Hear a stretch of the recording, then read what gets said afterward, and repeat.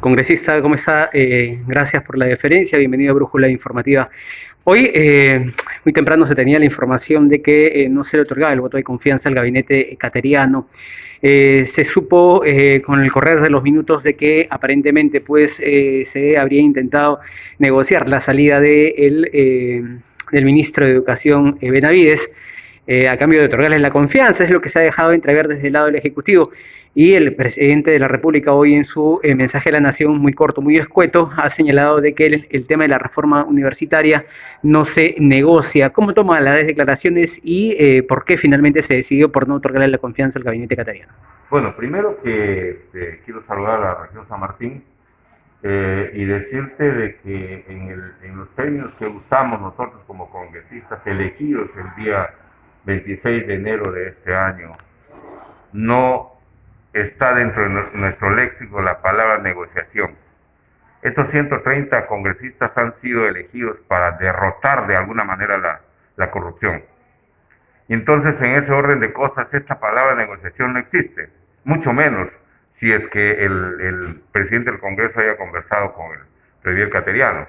Que yo sepa, él ha transmitido el sentir de las bancadas y le ha ido a decir al premier, es más, lo ha dicho en el Congreso, porque él estaba ahí, que el sentir de las bancadas es de que hay un par de ministros o 4 ministros que están pedidos para la interpelación y que sería bueno de que él rectifique la actitud de los ministros para ver de qué manera pueden entrar a competir con la decisión de darles la confianza o no darles la confianza.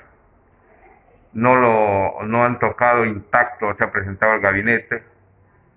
Aparte de eso, un discurso que parecía un discurso de un dictador, porque para anunciar tantas cosas, 3 horas de anuncios con millones, miles de millones de soles para el gasto en 11 meses, eso no lo cree nadie.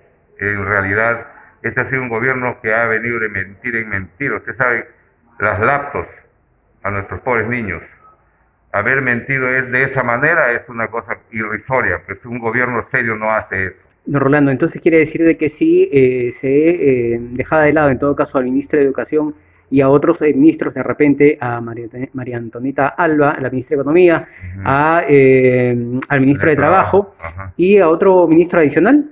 Sí, Emidis.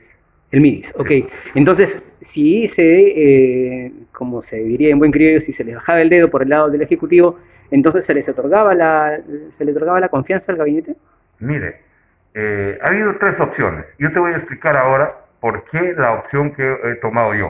Por ejemplo, en Acción Popular nos hemos reunido 2 días antes en las reuniones de la bancada, donde hemos tomado la determinación de analizar el discurso, ¿no? Y en base a eso votar a cada uno crea conveniente. Y usted ha visto que los 3 tipos de votos han estado en Acción Popular: en contra, a favor y en abstención. Pero el de abstención ha sido un voto más grueso, digamos, el más sentido. ¿Por qué razón? El votar a favor significaba de que pasaba todo el Consejo de Ministros, todo el gabinete completo, pero que a la semana iban a ir cayendo ministro por ministro. ¿Por qué razón? Porque ya estaba pedida la interpelación, ¿no es cierto? Entonces, eso políticamente no le conviene al país. Se iba a entrampar toda esta situación.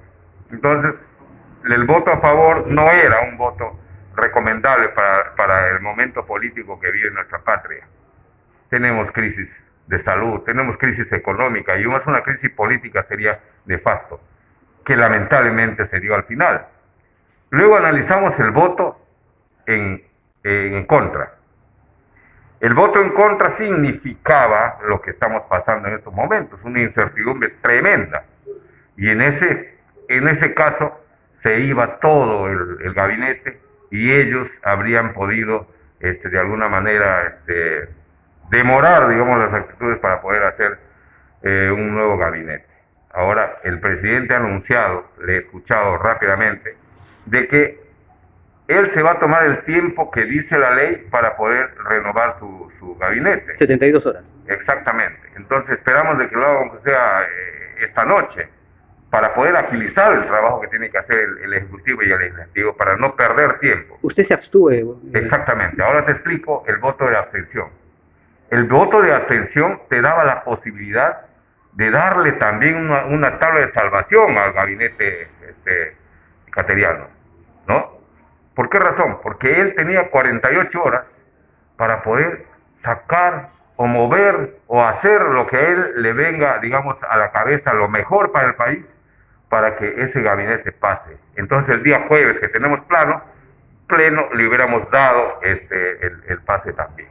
Por eso es de que esa posibilidad de no cerrarle votando en rojo y de no darle, digamos, el resbalón que se iba a dar votando en verde, era la abstención la única manera de poder demorar los 48 horas, pero salvar ese gabinete. Lo que queríamos los que hemos votado en abstención, que somos 37, ¿no? Era eso, no malograr la institucionalidad. Congresista, pero actualmente ya hay una crisis política y segundo, según la norma del Tribunal Constitucional, obviamente el que se va definitivamente es cateriano, pero el presidente podría tomar la decisión de mantener a varios ministros, entre ellos a quienes se ha cuestionado por el lado de ustedes. El pueblo tendrá que juzgar eso. Entonces se entenderá de que no es de parte de nosotros ni el obstruccionismo. Nosotros hemos querido salvar, pero lamentablemente no se dio, porque el discurso del premier cateriano ha sido un discurso realmente desastroso. Ya habíamos tenido el 28 un discurso sin fondo, sin forma del presidente. Más con este que nos han ofrecido el oro y el moro, y los gastos por aquí, gastos por allá, con una economía totalmente quebrada, era una mentira más. Dos cuestiones finales. El hecho de que el mismo presidente de la República haya señalado de que la reforma universitaria no se negocia, deja entrever una situación bastante complicada y que obviamente pondría en tela de juicio la posición, en todo caso, de quienes dieron esa posibilidad, en este caso los congresistas de la República.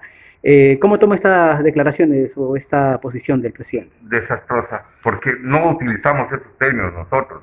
Negocian los que están comercializando alguna cosa, negocian los que están corrompiendo algo. ¿No era condicionar al presidente o al ejecutivo decir de que le daban el voto de confianza si es que 4 ministros finalmente... No le hemos explicado los 4 ministros, pero ellos sabían que por las noticias, ellos sabían perfectamente que hay el periodo de interpelación para 4 ministros. Ellos sabían. En ningún momento se les dijo que es por esto, pero más o menos ellos debían de entender esta situación.